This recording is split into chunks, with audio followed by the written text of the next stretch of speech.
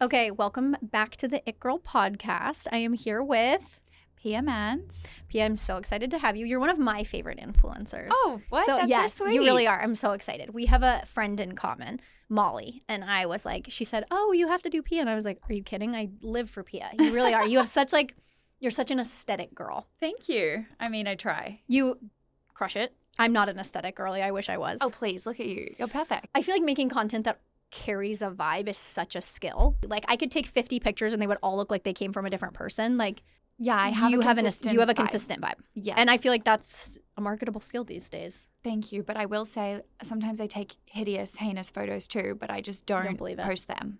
I don't believe I that. only post things in line with the vibe. Yeah. You have to be good at like knowing, okay, this doesn't fit. This doesn't fit. Yes. I'm just like, I don't know. It's a cute picture. I don't know. And like, just because you look cute doesn't mean that it should go up. But yeah. So anyways, walk us through the journey of how you became the Pia Mance. How did you get started? How I got started with like social media? Yes. And obviously you're from Australia. I moved from Australia to London for my boyfriend's job. He wanted to move there, and now we're married. So I always say that because sometimes I'm like, it wasn't an ex-boyfriend, you know? Everyone says never to move for a guy, but it's like if you want to get married, you kind of might have to. Yeah. I don't think it's a bad thing. I moved for him. I wouldn't judge He that. moved to China when we were when I was 20 years old. Then I moved there for a bit. Then I moved to London for him. And then I moved to LA for him. So Also, moving to London for someone's kind of chic. yeah. It's not like he was like, I'm going to Mhm. Arkansas. Do you want to come? Mhm. He got. It's And London. also, like, look at my life. It's all worked out. And Yeah. it's, like, all benefited me. So it all worked out. And now I'm married. So Love that. all worked out. But yeah, so I moved from Australia to London. And then I was doing some modeling in Australia and some modeling in London. And then in COVID, that kind of transitioned into posting on socials with, like, at-home photo shoots and stuff. And I was, like, prepared to get my full-time job. I'd I'd graduated uni, so I was ready. And then just with COVID, it started picking up. So I was like rolling with it, getting paid, getting jobs, and then slowly transitioned into like wanting to do my own thing more. And then we moved to LA, and I was like up every night, just staying up so late, trying to do my socials, trying to like organize the house and renovate the house. And I was like, why am I working every day so long for like not me? Like I'm doing stuff for the house. It doesn't really make sense. I want to be doing something for myself. So then that's how Heaven Mayhem was born, because I was like, right, this is like, I need to get this show on the road. I have to start something. Why jewelry? I just, honestly, everyone asked me like, oh, did you see a gap in the market? No, I didn't see a gap in the market. I had one product that I wanted to make at that time, which was the cord pendant necklace. I sourced them around flea markets in LA. That's how I saw them. And then I would just like go to different flea markets, go to different vintage stores, and I would hand make them on suede cord and release them. So that was like the start of the brand. I didn't really create it with a huge brand in mind. I mean, obviously I'm like a big dreamer, but it was really just for that one product that I liked. And then I've really noticed since then, when I then released the earrings, I was so excited, like obsessed. Like I couldn't live with myself if I didn't release this product. Same with the belt, same with what I'm coming out with I've been next. interviewing girls and they're always wearing your earrings. Oh my God. They're always like, thanks. Heaven Mayhem. It really just brightens my day. But I think like I just like have this weird feeling inside me. I'm like, it gives me butterflies / anxiety because I'm like, it must be released now. So I think that's what happened with the cord necklaces. And I just have this like weird intuition. I'm just like, I know it's good and it must be out there. What was that moment for you where you were like, this is a successful brand? Well, I still feel like it's so funny. Yesterday at a lunch, these girls were like, you're killing it. This, it's everywhere. I'm like, really? It is. Like I feel every day I'm just in my house on my laptop, just working away. I think I'm so in the thick of it that I almost like don't see the other side. And a lot of people are always so sweet and like give me these big compliments. And I'm like, really? Like I'm like not up with it. It's blowing up. It really is. I'm telling you, every girl I interview, they're always wearing your jewelry. And that's so exciting to see. That's the best part about it. Like seeing hard. people in real life wearing it, or seeing people scrolling TikTok and seeing people wearing it is the best part. I'm like, wow, you actually bought it with your own money. Do you feel like there was one specific instance that led to it becoming so successful? I think it was the launch of the earrings. The necklaces were good. I took this one photo with the necklaces. I had COVID. My friend was staying over. It was like dark outside. I was so annoyed because it was the middle of summer. So like it stays light for so long. But yeah, we just like didn't get around to it. And so I put on this corset top. My boobs looked incredible because like, I don't know why. They really slayed. I took a photo with this necklace and I put it on Instagram, ran an ad with it, put it on Pinterest and like posted it on my personal.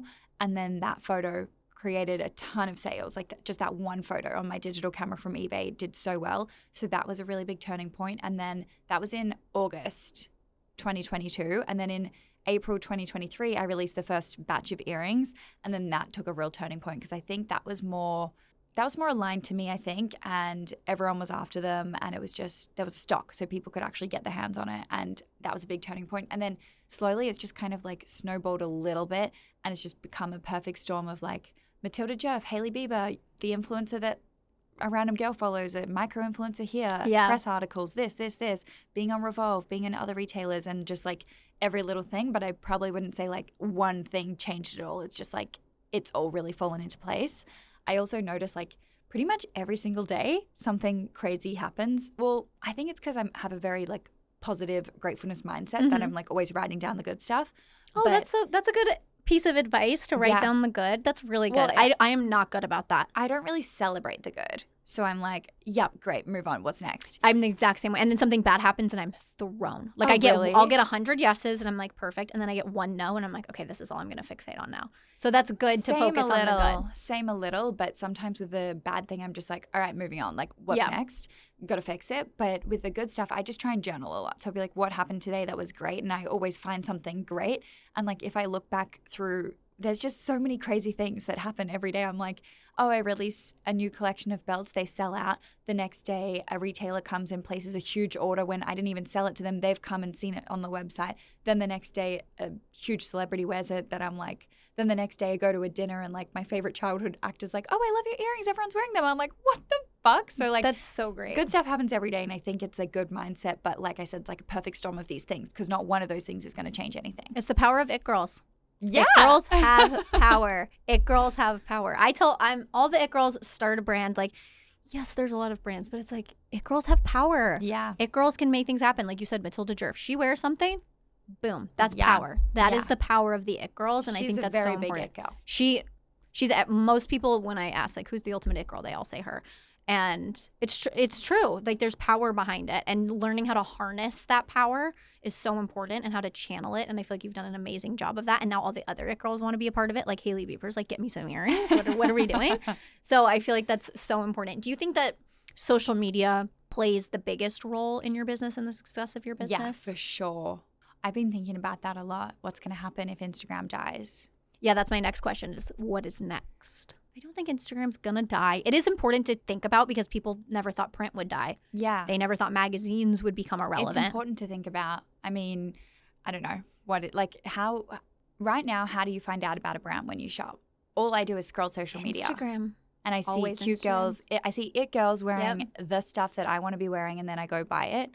I maybe go on a website like I read Who What Wear.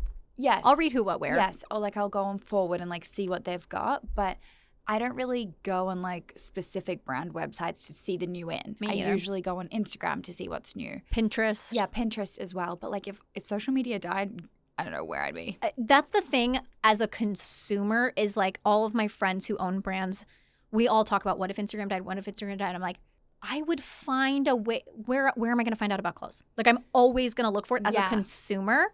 I'm always going to want to know what the cool girls are wearing. And there's always going to be a way for cool girls to tell us what they're wearing. Yeah. Now that it's been established, cool girls are never not going to have a voice again. Yeah. If social media dies, there's a bigger problem. Like we've got bigger issues. 100%. Because like it's not just the influencers that can't make money, or it's not just like the small brands. It's like the freaking economy would not survive, in my opinion. Everything I buy is because of Instagram and TikTok. And like even if I don't directly follow a link, no, I saw it. You've seen it. Exactly. And it's not even just clothes and like it girl stuff. It's like, oh, teeth whitening or like teeth floss, like whatever. Services. Yeah. Oh, anything. Where do I need a masseuse? I need a facial. I need whatever I need. That's how I look for it. So I think, if Instagram dies, if social media dies, we've got a bigger problem. But I do think that it girls will always just find a way. They'll find a way. We're always gonna want to know, like, it was magazines, now it's not. Something that really like gets me and inspires me though is seeing girls in real life. Yeah. Like oh my God, have you been to the farmers market in LA? Yes.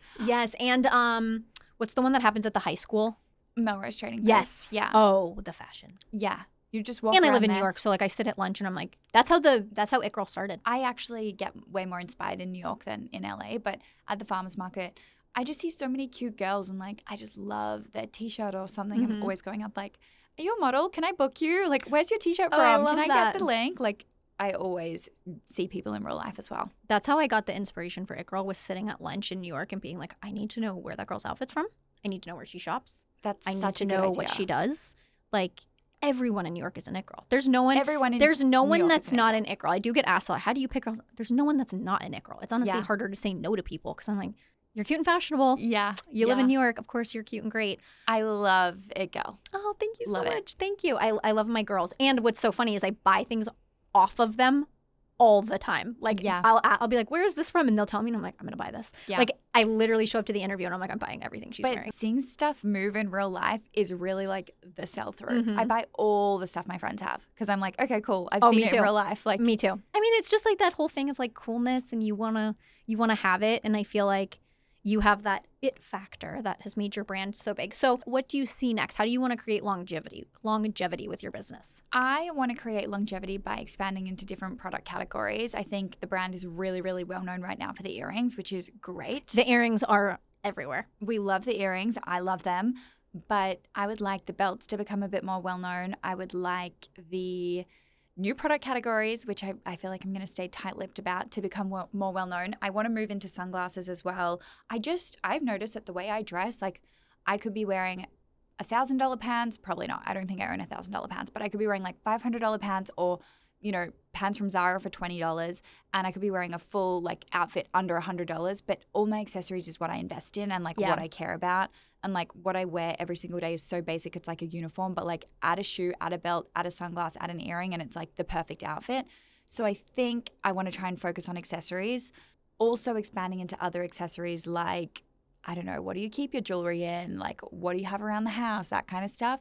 And then as well as that, I love the It Girls. I want to keep all the It Girl customers and really like hone in on them, look after them. But I also want to expand to other customer demographics as well, because I think I don't want a situation where it's cool with the It Girls and then the It Girls are like, okay, every It Girl has it, so I'm done. Yeah. I want a situation where everyone likes it. Being timeless, I feel like, is very important. Yeah. And not being just like a fad. That's the thing as well. I don't want to create anything that's too like quick, in that exact time. That's hard with the internet. Yeah, it's impossible. That's really hard with the internet. I just could not imagine having a brand nowadays. Things just move so quickly. But I feel like you do a good job with your jewelry. It's not. There are some very, very trendy jewelry lines. Yeah. That you're like, okay, I'm not going to wear this again. No, exactly. I think what I try and do is the thought of keeping up with everyone else, and that it gives me so much stress. And we're such a tiny, tiny, tiny team that it's really just. How many people are there? There's 2 full-time and me. One of them full-time, she's like part business, part personal. And then I have a few freelance people who do my customer service and someone who freelance helps me with. The customer service side scares me it's bad. terrifying. I used to do them all the time. Me Sometimes I still jump in. Oh my gosh. I was jumping in like until maybe like 6 months ago. But like I remember walking around New York. I'm like on a trip with my husband, like trying to do work stuff as well. And like it was boiling hot in August, getting customers that get so mad, but they get so mad because they say like the tracking hasn't updated, but it's been shipped. And we're like, I'm so sorry, but actually that's a DHL problem. Like we're going to fix it for you. We're going to look into it and we're going to be nice. But just so you know, we shipped it on time. So like, yeah, I remember I've written to so many customers like, hi, this is Pia, I'm the founder, I'm going to sort this out, like so sorry, blah, blah, blah. And they always write back like, I'm so sorry, I had no idea it was so small, like I'm so sorry for being rude. Like, well, I think the misconception too is that people think that a small business is capable of having the same customer service as like Nordstrom and Revolve, and it just isn't. Like Revolve can afford, if DHL loses your package, UPS loses your package, they'll give you a new one. Exactly. They can afford it. Exactly. A small brand, it's like, you paid for that product. You paid for the shipping. DHL should not have lost it. You pay for insurance, but they never cover it. And so people get upset and they don't realize that you just genuinely don't have the customer service capability. Exactly. And we get a lot like on a Saturday, 8 a.m. Hi, where's this? On a Saturday, 11 a.m. Why is no one responding? On a Saturday, 2 p.m. You guys are ridiculous. This is my third email. We're like, I'm so sorry. We work 9 to 5 on Monday to Friday. Yeah. Like, So just small little teething issues. Has there been anything so far that maybe you wish you had known before you started? There's honestly nothing that specific that I wish I had known. I think there's like a few things like sales tax and stuff. I had no idea what that was. I also think it's very important to understand the difference between revenue and profit and really understanding like your cash flow. That's so important, but so fucking boring. Profit margins, people. Yeah, it's important. It's so important. So I think if you can't quite figure that out, maybe get some help on that one. But I think I didn't know anything, and I'm really glad that I didn't. My biggest piece of advice is like ask as many questions. I know this like quote is thrown around a lot, but I love to be the dumbest in the room. Like I'm happy. I don't give a fuck if you think I'm dumb. I will ask whatever question I need to understand. And like there's so many times, like I was on a call yesterday and the guy was like, if you want to just pass that on to your legal counsel. I was like, just so you know, it's literally just me running this show. I don't have a fucking legal counsel. I don't have this. I don't have that. Speak to me like I'm in kindergarten. Spell it out for me, and then I'll understand. Because, like, what's he going to think? Oh, this dumb girl has no idea. Like, I couldn't care less because at the end of the day, I'm running this brand and he's not.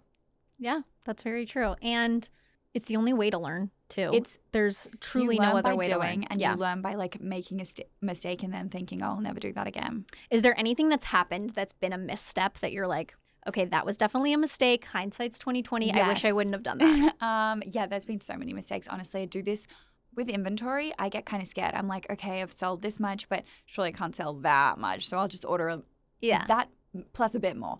Sells out. Always on back order. Haven't quite got my head around it until now. So like that's, I guess, a mistake. A huge mistake is I'll order all this product and then it'll be arriving in like a week and I'll be like, perfect. Fuck, I didn't order packaging. Packaging's now going to take 6 weeks. And I'm like, but all these customers are waiting for the product. So now I'm going to have to like get it from Amazon. We're going to have to make a stamp. We find a stamp maker in downtown LA, stamp it ourselves. And just like barcoding, I like did all my barcodes wrong and had to re-barcode every product. But that's really it. I think as well, a piece of advice I have is when hiring, do it really slowly. And again, like I've heard it 1,000 times. Hiring scares me a lot. That always scares me. But what I like to do is I like to do like a trial or like have them help out with some casual tasks. I got a lot of girls in to like help me pack orders, and it was so obvious to me which ones would be a great employee or which ones wouldn't. Like the ones that are like complaining or on their phone for like the first 5 hours of this task. Complaining? Yeah, like this is so hard. Oh my God, there's so many. It's like, well, I'm sorry, you're getting paid for this job. So like having little tests, like not that's wild, tests, but like, or like hiring them freelance to do something before committing to hiring them full time. I think that's a real good piece of advice. Hiring, I think, is the most intimidating part, in my opinion. Like as I expand things, and I'm just like, I don't want to hire the wrong person. I don't want to overcommit to somebody. I don't want to have to fire somebody. I don't want somebody to mess things up for me. Yeah. It's very intimidating. There's so much responsibility on you as a brand owner. And influencer brands get a lot of hate. We've talked about this before on the pod, but influencer brands get a lot of hate. And I'm like, I don't think anyone would take on this massive of a responsibility if they didn't truly have a passion for it. It is so much work, and there's very few instances where you're at a level where you can just slap your name on something. So I'm like, yes, to those people, I understand why it's obnoxious when you see an influencer plugging some food that they don't eat or whatever, but that rarely happens. Most people who have brands and are jewelry brands, fashion lines, they are in it. They are in the thick of it from the start to the end, and they have dove into it, and their blood, sweat, and tears are going into it. And I think that's there's a really unfair good point. Hate. Yeah. I think it's a really good point that like not many people have the following and the like level to slap their name on it, because like I was telling these girls yesterday this like problem that I've had yesterday, and they're like, oh well, you'll get people to do that. I'm like, what people? Like, I'm in charge of those people, and I have to hire them, and then I have to teach them the task, and then I have to make sure they've done it, and then I have to make sure they've done it well. Like that's never a scenario where you can just sit back and relax and let those people do it, because those people are you, or like those people are your people. So people have convinced themselves that influencers don't touch their brand. I don't even care if it's an influencer that I truly dislike. I'm like, why do you think she does not touch her brand? I'm like, why do you think that she just slaps her name on this? I'm like, who do you think is giving her a licensing deal? They're not. I'm like, they're not. Also, when I first started it in June 2022, I was just posting it like it was like my friend's brand, or like they were paying me maybe or something. I'd never said like this is my brand and this is what we're doing until like recently, until a couple of months ago is when I started saying more that it was mine, pretty much for that reason. Because I was like, I don't want it to be, quote, another influencer brand. I also don't want people to like come to me directly in my DMs, like blaming me for DHL's lost the package. And I was just like, I just want it to stand on its own 2 feet away from me. And now in hindsight, I see the value of like a founder story. So now I'm happy to like tell everyone and, you know, show the behind the scenes. But I really wanted it to stand on its own 2 feet first. Let women have businesses. Yeah, just right. let women. We've talked about this too before, and I will continue to preach this. But when a man does it, he's an entrepreneur. When a woman does it, oh my God, she's adding to overconsumption. Oh my God, another one. And I'm like, or support her and believe in her and be happy that a smaller person is starting a jewelry brand and not. It's crazy. I've been on so many calls with guys who will like ask me my numbers or like, you know, where also, okay, I've been in so many scenarios where they'll be like, well, if you really say that's what you're doing, then that's pretty impressive. Or like, if those numbers really, like, if that's what the data really shows, like, I'd be pretty shocked that you've been able to do that. Yeah, as if I'm lying and as if, like, how the fuck have you done that? And then I've had so many people, face-to-face people be like, so what's your profit margin? So how much are you making? Like, I'm like, you can't ask me that. I just met you at a dinner. You can't sit across from me and ask me that question. Like, never in my life would I say to another girl, like, so tell me exactly how much you made this year. What's your profits? Like, what? And most of the time when other outside people get involved, whether that be a business or it gets bought out or an investor, they tank it because they don't understand it. Yeah. And typically they get involved, I don't know, for legal reasons. There's a big brand recently that was bought. It's an athleisure brand. I don't know if you saw, but they got bought and it was like 2 years ago, I want to say. And now it's bankrupt and completely gone. And the girl that was running it, who was like an influencer girly, and she started a hot it girl brand, it got bought out. And they tanked it, and now it's done. It's over. And they closed all their stores, and it's over. And I'm like, that's what happens when men touch things. That's what happens when men get involved. But no, it's you understand it, and it's your passion. I love that they think you're lying. That's actually hilarious that they would insinuate that. I think it's just because they genuinely don't understand it.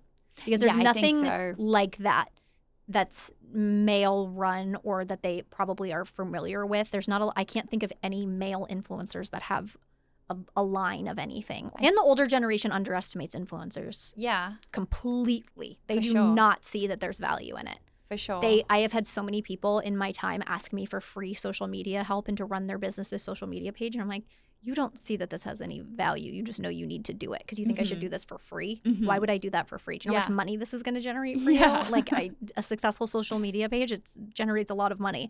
And they just don't see the value. So I think to them it's just shocking that, wait, this young girl can pull in numbers like this? How is that humanly possible? Exactly. Like they're baffled.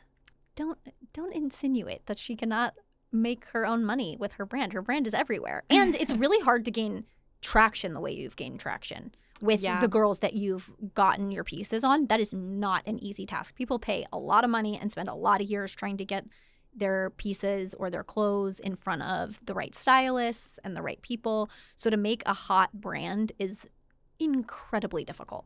Thank you. I mean, I think I've become friends with like so many people that I guess it girls, but like they're genuinely just my friends. Like I love their style and we were friends before and we're still friends. And I'm like, let me know if you want anything. But it's just like, let me know if you want anything. Or like, I'd love to see you in it, whatever. It's never like, please post, do this, do that. And I think that maybe makes a difference because I'm very like, it would be my honor to give it to you no matter what. Yes, that I would say that's been a huge part of the success of It Girl as well, is I have genuinely become friends with all the girls. Yeah. And I genuinely connect them with people and I genuinely am like, hey, I have a brand that I think would pay you a lot of money. I'd love to introduce you to the PR girl. Yeah. And then I set them up, they grab coffee, and then it turns into a brand deal. And they're like, oh my gosh, you got me this huge brand deal. And I'm like, it's my pleasure. You have to, when you genuinely do things with good intention too. That's the thing. It pays off. I think that's also why I mentioned like the positive, going back to like everything that happened today. I do things with such good intention that like sometimes I say to my husband, like, I just think things are working out because I'm nice. And like, because people have asked me, how did you get this girl? And I'm like, well, I was really nice to her friend. I helped her friend out. I did not expect anything in return. That's the thing. I genuinely didn't. I saw the opportunity for a brand deal. I thought she would fit. I placed her with the person. They hit it off. She got the brand deal. And then she wanted to do something nice for me. So she asked her friend if she would do it. Exactly. And it took me to another level. Or I met this girl at a party and we became friends and we've hung out a bunch and now we're best friends. And she had the right brand connect for me and she could get me in touch with this founder. Like if you do things with sincerity, you can so tell as well. Like, oh my God, you can tell. And I also think I might do something like really, really, really nice and thoughtful for someone who, I don't know, like a random person. And I'm just doing it because I really want to help them out and them to be in a good place.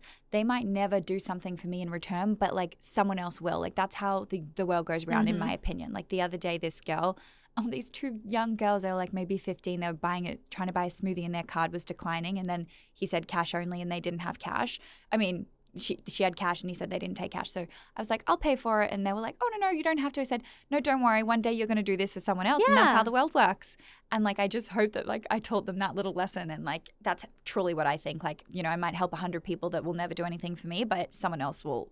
It'll just all ends up coming back. You have to create positive energy and intention. And I think that goes back to like investors and stuff getting involved with businesses or even the negativity that people put into influencer businesses. It's like, if we just created a positive energy around it, more positive would come and people would do more positive things. When you create negative energy and you put negativity into it, negativity comes out. When you're genuinely, and like we know mutual people in common and everyone has the best things to say about you. Everyone says, Pia's so sweet, Pia's so nice. Because my number one rule is it girls are nice girls. So I don't feature anybody that's not nice. No. Why would I sit for an hour and a half with somebody I don't like? Why would I sit for 15 minutes with somebody that's not going to be nice? You know, why? There's enough nice it girls that I don't have to. Yeah. And everyone was like, then you'll love Pia. You'll love Pia. She's so sweet. She's so nice. She's really genuine, everything. And because of that, I feel like that has helped so much with your success because people spread the word about you. Oh, well, that's music to my ears. They say good things and they're like, hey, you need to have her on. Hey, you need to grab her. Oh, that makes me so happy. So you have a good aura and energy that's spread. So that pays off. What role do you think it girls play in your business? Do you feel like it would be where it was without it girls? No way. All my it girls mean everything to me. Like, just I'm so inspired by their style all the time. The fact that they're like, just everything they wear, I want to wear. And then I guess other people are influenced in the fact that like, they're wearing my brand and posting it. It's like had the biggest difference. And I think it's the snowball effect of like you're saying, like, when you have a friend, they introduce you to the next friend, they'll wear it. Then 3 of their besties will be like, oh my God, I've been seeing that brand. I want to wear it because you're wearing it. And yeah, these it girls are like such a driver for the brand. And it's also so interesting because I'll meet someone and they'll be like, oh my gosh, is that your brand? I just saw this girl wearing it. I just saw that girl wearing it. And they're all different girls. It's so funny who's like attracted to which people and like follows the people and likes their style. But I think, yeah, without them, I don't really know where the brand would be. Just with me, I don't know. It's so crazy on the other side when I'll interview girls and we'll collab post things and I see all their comments and stuff from their followers. And it's so crazy to see the people that have these loyal, dedicated followers. I will go tell brands, I'm like, you need this girl. They will buy anything that she suggests. They are loyal to them. That's a YouTube audience. Like, yeah. It's so good. Yeah, YouTube. I really feel like the YouTube girls have such an amazing, they are ride or die. You should do YouTube. You've got such a great personality. I have tried to start YouTube so many times and I don't know. I don't like talking about myself. Okay, that's so funny that you say that because I don't like talking about myself either, but I can talk all day. So I can tell you like any story that happened like to my friends or to me kind of, but I would never like discuss like this is really how I'm feeling or I don't know. Yeah. Like whenever I'm with friends and they'll be like, and how are you? I'm like, I'm good. Anyway, so last weekend I saw you wearing this top. Like tell me all about it. Like I'll always deflect. But I think you don't have to talk about yourself constantly in YouTube. Can't you just talk nonstop? When I get my camera for YouTube, it's like I set it up, I put it on myself, and I'm like, no one cares. I don't know. It's hard. YouTube is hard. No, I know exactly what you mean. And do you do all your own editing? Well, I don't do YouTube anymore. Oh, the editing was killing me. But yeah, it's too much. But like even my daily vlogs, which reminds me I need to do a little daily vlog clip here. But I just am like, does anyone actually give a fuck about I watch this? your vlogs. Oh. Yeah, I've watched plenty of your vlogs. I watch so many vlogs. See, I think people would love to watch you. It's a nice escape. I feel like I'm so hectic though. Like I like to watch girls that really have their life together and have a good routine because it inspires me to lock down my routine. And I'm like, here's where I went wrong today. And then I watch a vlog and I'm like, okay, maybe I wake up a little earlier. Maybe I work out in the morning instead of at night. I have these like bad habits and it helps me get my habits in check because I'm like, okay, I see what she's doing. And I feel like she seems very happy and she's glowing. Why? Okay, maybe I worked out at 11:30 last night. She worked out at 7 a.m. I do. I'm a late night workout girl. Oh my God. And I feel like it's not as good for you. What time Keeps me do you go awake. to sleep and wake up? That's a great question. I have been waking up at like 11, which is really bad. Yeah, I know. I want to be a 6 a.m. girly Okay. so bad. Today I woke up at 6 Well, that's great. because I feel had like- work. Yeah. I'm a 6 a.m. No, I'm like a 5 a.m. See, that's why I like your vlogs. There's so many girls. Every girl whose vlog I watch wakes up at 5, wakes up at 6, and she goes to the gym. I sleep. I'm super lazy with my coffee. I like sit and drink it, and then I watch these videos, and they like make time for it, or they'll drink their coffee after they work out. I'm like, how do you drink your coffee that's after me. you work out? I need it. I wake up and I go to my coffee. I run to get a coffee. I've been And that's not reverting good. to the matcha before working out lately, and it's just not the vibe. It's after the workout's so good. I know, that's what I need. That's why vlogs will always be a thing. It's just good inspiration. I feel It's like good it's a positive influence for me. Totally. I don't watch anybody that, obviously, why would you ever want to watch a vlog of someone who's like toxic? So your vlogs are very interesting, and I feel like YouTube's coming back. Yeah. I think it's a bit too much for me to commit to, but I think you should do it. I want to. I do want to. I really do. Because I love it and I love watching them. Mm-hmm. And I've always, like, even when YouTube died out, I was like, no, vlogs are always good. Nobody stop doing your vlogs. Give me your vlogs. And I watch so many of them that I definitely feel like I could. I just like, You so could. I feel like you're just I on get, the edge. it's the editing. I'm too lazy to be an influencer. I'm way too lazy to be an influencer. And that's another thing is, what do you think are some of the misconceptions around being an influencer? Not just on the brand side, but I feel like people really say that it girls don't work and that it's not a real job. It is a real job. I think it is a real job, but I mean, it's so good. It's like the best job in the world, in my opinion. I'm not jealous of my friends, but I'll look at them and be like, you don't realize how good you've got it. Like, I mean, I freaking love working. I wouldn't have it any other way. Yeah. But I'm like, your day is so great today and chill. It is really annoying and hard when you've tried to like create this vibe and vision and like aesthetic, and you really work really hard and create your thing. And then a brand will tell you to do something specifically and just like ripped out from underneath you, like you don't really get to choose. Yeah. But I do think being an influencer is a really great job. They definitely do not work. Like they all work very hard. And even just like a makeup video that you watch on TikTok, like Hours of work goes into you that. have no idea. Like they're sitting on the floor. Their room's a mess now. They probably stepped on a makeup palette that's now smashed. They are like It's probably hot. sweating. You're always sweating. Yeah. You're They're, like, always sweating. so sweating. They're in a rush. They thought they had enough time. Like this doesn't sound like a big deal, but you know when you're stressed to go out anyways? Yes. And then you see it on TikTok. You and thought you're like, it was going to take 30 "Oh." minutes. It took 2.5 hours. Yes. It's like the perfect little 2-minute makeup routine, and you come home and like it's literally a mess, you know, blah, blah, blah. And then also you watch that, but just so you know, that took them 2.5 hours. They're stressed. They blah, blah, blah. They broke the makeup palette and they didn't get paid. That was just like for the vibes of putting it out there for like so everyone much to of the see. work is for free. That is the hardest. That's the thing for me, is finding that motivation to, like YouTube, I'm supposed to spend how many hours filming, how many hours Yeah. editing, how many hours getting it up, making it look nice, making the cover photo, getting people to watch it, driving the traffic there, and you make $0. Exactly. It's hard. crazy. It's hard. But I think, yeah, it all works out though, because you can do a paid post and like I always say, like you win some, you lose some. You can literally do it in 5 minutes and you've made however much money, or it can take you so long. But it's all those other hours of going to events and doing this and doing that. And yeah, it's not hard. I'm not saying it's hard. It's that you're at the behest of the internet. And the internet is a beast. The internet I is think that's true. Scary and vast and large and complicated, and you're going up against these algorithms and you're trying to compete with so many people, and it's like everything is in front of you all at once. Yeah. Also the hate. Like I don't really get any I was going to hate. ask about the toxicity element of it. I don't really get any toxicity, but I think Have you made it on the wrong side of the internet ever? don't think so. Oh, I've like that's never amazing. really I'm gone so happy viral. for you. So like suits me, but yeah, I think that's I made it on the wrong side of the internet. what happened. Tell me everything. Oh, I got canceled by Barstool. And it was a major influx of hate. The worst hate I've ever gotten. I got a brief glimpse into what being canceled is like. Yeah. Brief. I had it mild. I really had it mild. Like, I had it mild. The video that was posted, it got a couple million views, but a couple million people did not come after me. I would say tens of thousands probably, or tens of thousands came after me. Oh my God, that's still a lot. It was Like a real lot. I have a lot of sympathy for people where I felt like, oh, they deserve the hate or good. I'm glad people. Very few instances does someone deserve like millions of people coming. It is so overwhelming to have 20,000 people calling you ugly or stupid or worthless or sending you death threats or whatever it is. That's wild. It is overwhelming. I was not affected by it the way I thought I was going to be. I really wasn't. Did you just laugh it off? Well, I was going through a breakup at the time. Mm-hmm.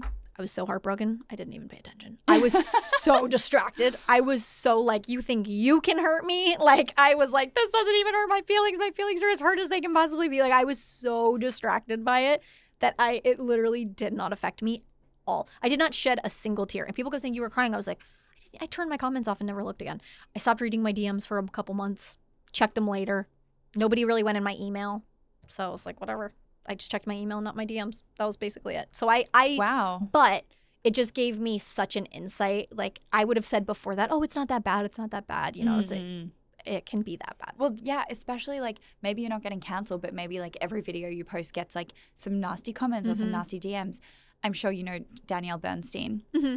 Her apartment tour on TikTok, I ran into her yesterday. I'm like, oh, I saw it. It looks amazing. And she's like, yeah, did you see the comments? So much hate. And I'm like, really? She's like, yeah, crazy. Like, why are people caring so much? Like, I don't get it. Why can't we be happy for her because she has 2 wardrobes? Like, that's literally a goal. And it's like, I feel like too, you make a mistake and then it follows you forever. Yeah. I'm sure, or things don't get interpreted properly or whatever, or it's just, people don't let things go. Whereas, and I feel like in the real world, you make a mistake or a business makes a mistake and they learn from it, they change, they grow. If you're an influencer, you are labeled with that forever. Like you will never recover from it. They will hate you until the end of time. There's nothing you can do. You're followed by it. And then you become this person who it's fun to hate on. And it's just like, no, that's it's exhausting. So bad. Yeah, it really is. Well, I'm glad you've never made it to the wrong side of the internet. I think I would love to go viral for like wearing my earrings and them being the best thing ever, but yeah, I really don't need to go viral for anything. I never want to go viral again. Yeah. I never want to go viral again. I got a glimpse of it and I'm like, I am happy in with my people. Yeah. My small people. I don't want this. Like, you go viral. I mean, sometimes you go viral, you get a ton of followers, but it's usually like not. It's not who you want. Yeah. At this point, you're in like, it's an extension of you. It's like, is it someone you would want to have a conversation with in real life? If it's not someone you would want to have a conversation with in real life, you literally don't want them to follow you. No. God, so no. It's also weird and creepy. It's like, oh, you know, like what I did after morning? That whole thing happened, I was at a restaurant and the waiter was like, hey, do you follow Barstool Sports? And I was like, are you going to throw a drink in my face? I was genuinely afraid. I literally was like, okay, it's fine that you recognize me. That's totally like, okay, I put myself on the internet and I tagged it. I was asking for it, but I was scared. Because it was like a real life person. And I was like, are you gonna like punch? Like, are you mad? Like, how angry are you? Or were you one of the people that was threatening me? No, thankfully, he was like, oh, don't worry about it, whatever. But I was genuinely scared because I was like, I had never been in a situation where someone confronted me in person over the internet. Yeah. Like it wasn't, now rarely I'll get people who come up and they go, I love it girl. Hey, do you do those It Girl videos? And that's the best. At events, it happens all the time. Hey, I love your street videos. And it warms my heart. Same. But having like a man come up that I don't terrifying. know and go, hey, are you? And I'm like, do I lie? Like, do I say that was me? Like, I was wearing the same jacket and I was like, I feel like I can't lie. And I just was like, oh no, should be afraid of him. And so now that I've seen that toxic side of the internet, it really has changed the game for me. And I no longer support cancel culture. Like I used to be like, good, they deserve it. No. Now I'm like, nobody really deserves, there's few instances where millions of people tearing you down. Like Danielle Bernstein, it's like, millions of people coming after you and harassing you over your apartment. It's just like, what are you gonna do? It's awful. It's awful. It really, really is. Well, I'm so glad you have not faced that. Don't ever go viral. Really great stuff happens every day, but like bad stuff also happens every day. Like, sure, but I just like don't want to think about that. Yeah. There's like, you know, so many brands you see their TikToks like, I designed this and now this brand has copied me and this, I'm not a part of that. Like, yes, there's a ton of products right now that look exactly the same as mine and it's come out after mine, you know, put 2 and 2 together. Never in my life will you see me doing a video about it, doing anything. Like, I don't want to be involved in any of those negative sides. That was how I got canceled, so. Oh, Cool. Never again. Okay. Never. All of you name everything you do Ickerel. Splash Ickerel on everything. I will never, ever do that again. How long ago did you move to LA? 2 years. Do you love it? Yeah, I love it. I love the weather. We were living in London for 5 years before, and so obviously it's just like a very different life. We did have a car in London, but like, you know, I'm going to the supermarket with like 10 bags carrying back like so heavy. So now I have my car in LA. I'm just like, oh, this is the life. Like, Do you see yourself staying here? I don't know. I don't see myself moving back to Australia. I was going to say, are you going to go back to Australia? I don't see myself moving back to London full time. I don't know if I'm going to stay here forever.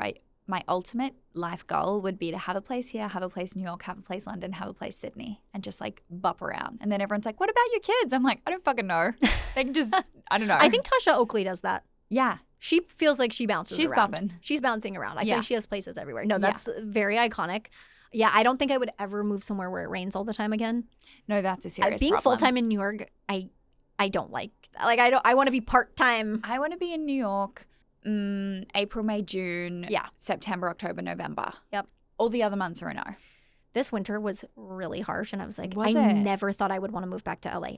I told when I left, I When was like, did you I live will here? never. I lived here 2017 to 2020, 2021. Mm-hmm. That's I think a while. 2021. No, I was here for a while, and I was like, when I leave, I'll never go back to that place. Yeah. I've been here for a day, and I'm like, sunshine. It's nice. You guys have sunshine. I haven't seen the sunshine in so long. And New York, oh, it's just so dark and gray and just gloomy. How did you meet your husband? We met at a swimming pool when we were 12 years old. Oh, don't make me cry. Yeah, it's pretty cute. I was with my dad and I was wearing a rash vest, you know, the long sleeve. Yeah. And he's like, we're a very sun smart family. I feel like everyone in Australia is. And I saw my friend who was with the older kids and I'm like, can I go say hi without my rashie, just in my bikini? And he's like, yeah, but take the sunscreen, put on the sunscreen when you get there. I'm watching. If not, I'm coming over. Like imagine if my dad came over. So the first thing I do is putting on my sunscreen and then he asked to borrow it. I'm like, oh yeah, sure. Then he added me on MySpace and then we just like kind of MySpace. Wow, the throwback. just kind of stayed in each other's orbit for a while and then got together when I was 16, he was 17 and been together ever since.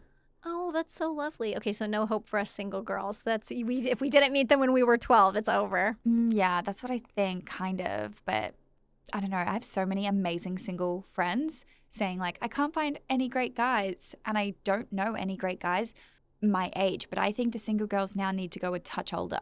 Yeah, I'm on the verge of that. I'm like, Yeah. Well, it just scares me when people tell me they have a 35-year-old boyfriend who's not ready to get married. No. I'm Why like, are I'm you sorry, not ready? what? I'm It's like, so weird. what? Or a 40-year-old boyfriend. And they're like, well, he's not ready. And I'm like, No, that's weird. Well, we got when does married he at get ready? 24.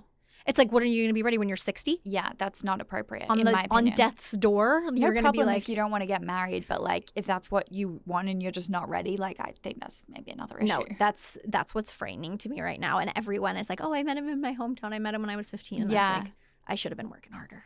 No, I but thought I was I feel young like and I should be free. And I'm like, I should have been. sometimes people like, I don't know, I have a lot of people be like, yeah, like all my friends from home are like married to their high school sweetheart, like cringe, like boring. You know, like there's that flip side of that. People are like, I that's so used boring. to think that. I used to be like, I could never still be with the person I was with from high school. I could never, just because I've changed so much too. Yeah. I'm like, could you imagine who I liked in high school? And looking back at the boys I was into, I was like, oh my gosh, if I had married that person, my life would be horrible. So there's that element. But now that I'm older, I'm like, should have been planting seeds. I should have been talking to more boys. I should have been like, what is your 10-year plan? What is your career plan? Yeah. Do you plan on having a job after this?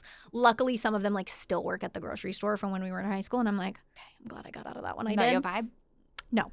Got it. No. See, I think we're very lucky that we grew together, not apart. Like, oh my God, it could have been so different. Yeah. So different. Even like, you know, we're just like on the same vibe right now. Like we go to bed at 8:39, we wake up at 5, we read, we have saunas and read. Like we're kind of in our loser business growth era. No, it's so good. It feels so good to grow with someone. Exactly. But previously, like sometimes I want to do different things and he's like, I'm going to go like to the pub and drink. And I'm like, that's not really what I want to be doing. Like, yeah. And so now we're on the same vibe, but I think like if maybe we'd gone in different vibes for a long time, maybe it wouldn't have worked. Yeah, that's the thing that I don't think I could have avoided would be I changed too much. I changed a lot. I just couldn't imagine that someone would have been on the same weird ride that I was on, where I was up and I was down and I was unsure and then I had it all figured out and then I didn't have it figured out again. And then I just don't think anybody could have ridden that wave with me. But if you can, that's a really beautiful thing. And I had to get my partying phase out. I had to go to college. I never had a party phase. see college, anyone that was dating me would have been having a bad time. I always think about this. I really need to send my kids to college. Like everyone says it's the best years of their entire life. It was. I would be very scared to send my kids to college. Really? You get up to some shenanigans. Yeah. The shenanigans are what scares me. It's like, you know, yeah, some people don't make it out of college well or happy or successful or okay, but it was incredible and it shaped me as a person and I grew so much and I kind of snapped out of my terrible teenage phase and I got my life together and I had good grades and I was really found what I was passionate about and I had an amazing time. But I mean, there's some shenanigans. I went to University of Arizona, which is like a big party school. Oh, I've heard. I was actually having a conversation with someone the other day who went there and she was like, it was so fun, best years of my life, blah, blah, blah. So that's why I kind of brought it up because that was my most recent conversation and you went there too. Yep. Makes a lot of sense. It was the most fun school. Sounded like a very fun place. But wild. Mm-hmm. We were on a different level. It was like the partying was pretty out of control. And then when I became like a senior and I kind of started to grow out of it and I kind of was like, you know, I'm going to have to do something with this here degree. I'm going to have to like actually have some goals here. I really got it in gear and took college for what it was and was like, okay, this is actually a learning experience. Yeah, like we're here to learn. Yeah, we're here to learn. Turns out I'm paying all this money to actually learn not to get invited to parties. And then once I did that, I was like, okay, there's so much value here. And the people I met, and there was a girl who commented on an It Girl post the other day and she was like, from College Fashionista, which was the college blog I wrote for. Oh, that's she was like, so to It cool. Girl. And I was like, oh my gosh, we still follow each other and like we still keep up with each other not 10 years. I graduated in 2017, but almost 10 years. Oh my God, yeah. And how old are you? 28. Okay, I'm 29. So we're not that Similar. far off. I know, but you're married and like I'm ready. I've got to figure that out. That's the one thing I don't have figured out. But I got married so young. Like it's so crazy to me that I got married at 24 years old. Like I always think if my kids are like, yeah, I'm going to get married, I'm going to be like, no, you're fucking not. I could not imagine getting married at young. Were you scared or you had just been together so long? We'd been together so long and yeah, it was just so normal. And like, it was so normal, but so many people were like, wait, you're married? I feel like I don't look young anymore because I remember when they'd be like, oh my God, are you engaged? I'm like, no, I'm married. And they'd be like, what? No, like, you still look very young like, to be married. So mind blown. And like, they'd like be like to their friend, oh my God, she's 24, she's married. I'm like, what? Like, I'm embarrassed now. But I think it's just normal. And also like, I don't know. I don't really get why people say marriage is hard. Like, it's not that fucking hard. Like, if you're with someone and you live with someone, marrying Cody was just that like small layer of contentness. Like nothing made me, it didn't make me happier. It didn't make me anything. It just made me feel like, okay, if we get in like a huge fight, which we don't fight. So if we do get in a huge fight, that you can't really be like, hey, you know what? I actually think we should break up. Mm-hmm. What, you're going to fucking divorce me over a small fight? Like a huge fight? No way. So like that was just like a small added layer. And I think because I had moved overseas for him, I was like, I just feel really content knowing that like I've made all these decisions for the love of my life and it's worked out for me. And I mean, we've been married for 4 years this year. I said to him, if we make it to 5 years, that's a huge achievement because a lot of people don't. They don't. I think that's the statistic. No, it's like the first year they get a divorce. Mm-hmm. Mm-hmm. Oh, well, we passed that one. Yeah. So, yeah, I think we're doing pretty well. I really pray to God that we don't get a divorce because you are not going to get a divorce. It's just like not something we want to do. And you've been together for a very long time. I feel like it would just be such a weird. It would be so weird. You're not getting a divorce. Don't even say that out loud. Don't put that in the universe. Us. You're definitely not getting a divorce. You guys are soulmates, and I think that's beautiful and amazing. Because some of us did not plant the seed in high school like we should have been. The other day, oh my God, do you think we're soulmates? You're definitely my soulmate. I'm like, you're not mine. Like you're just like you're good and everything, but like I don't think you're my soulmate. You don't think he's your soulmate? What is a soulmate? Like yes, he is. He really gets me. Soulmate. He really gets me. It is the person that you would want to be with for the rest. It is the person you would want to spend 24 hours a day with for the rest of your life. It is the person that you feel comfortable this is with. How I would describe a soulmate. He's probably the only person that doesn't annoy me. Mm-hmm. Like, that's a soulmate. When he annoys me, I can tell him. I would never be mean to my friend. Like, shut the fuck up. I would never say that. Yeah. To him, I'd be like, shut the fuck up and give me a kiss. Like, you know, it's not a mad thing. It's the fact that you want to have him around all the time. And you want to be with him all the time. That's and a soulmate? That's a soulmate. Okay, well, you've described it for me.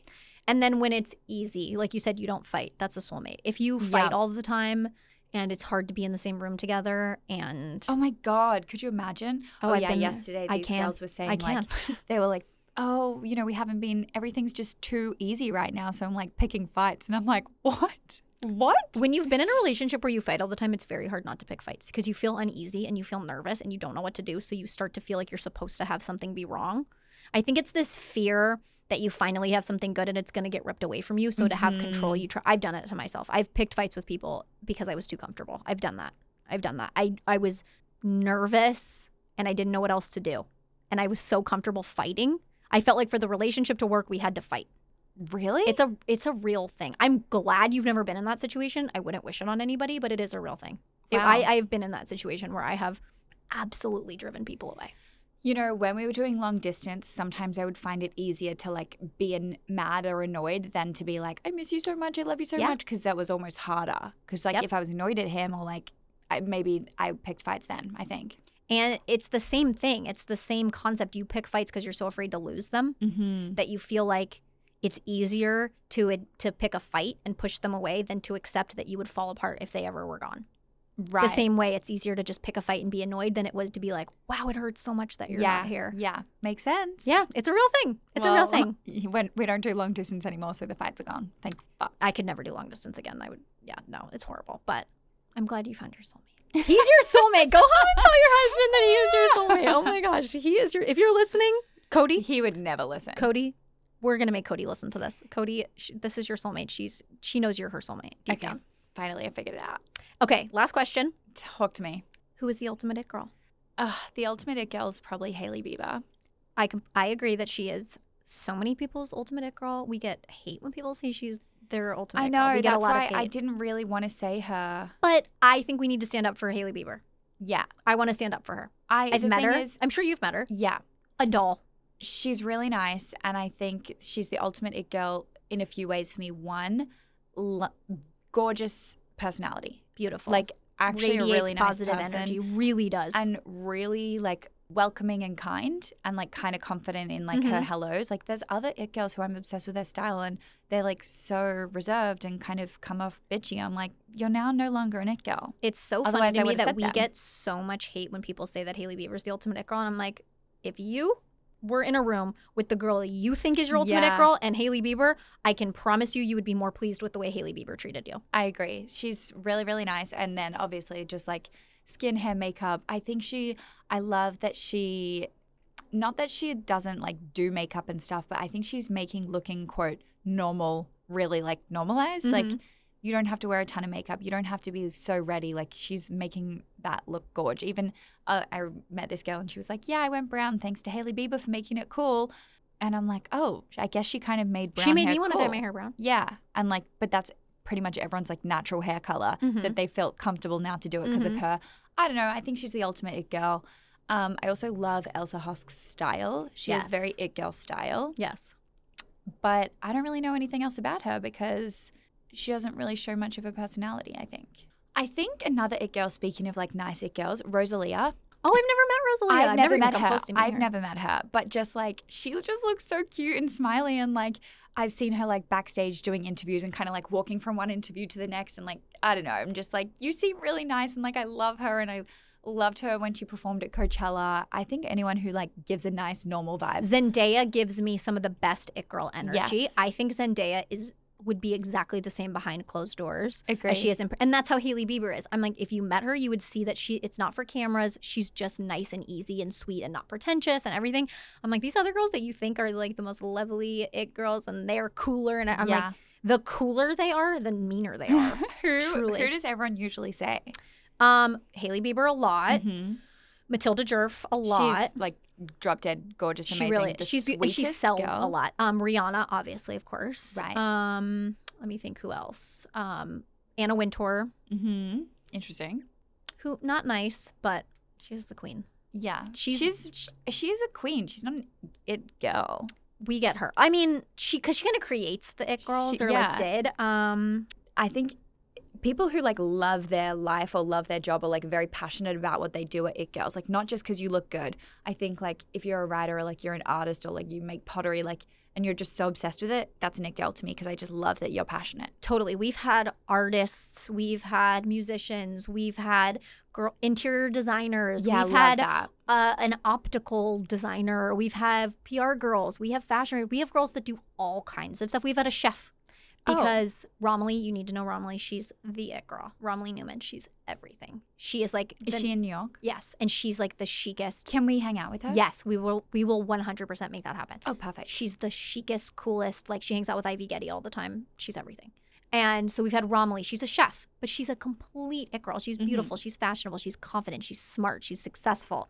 That's an it girl. Yeah. So it's really, it is deeper and more than just being like, oh, she has a lot of Instagram followers. I don't care how many Instagram followers you have. I've met plenty of them and I'm like, not an it girl. I'm like, this attitude, that's not an it girl attitude. No, it girls are kind and they're girls and they support each other and they build each other's businesses up. But thank you so much. I'm so happy we got to have you. I have followed you forever. I love you. Do you want to shout out your socials and Heaven Mayhem socials? Sure. So my socials are Pia Mance across everything, and Heaven Mayhem is Heaven Mayhem _ on Instagram, Heaven Mayhem on TikTok, and heavenmayhem.com. Perfect. I'm Bailey T. Taylor on Instagram. It Girl the Series, Bespoke TV. Thank you so much, Pia. It was so nice to have you. We love you at It Girl. You're a total It Girl. And Heaven Mayhem is the It Girl brand right now. We love it. Thank you so much. Thank you.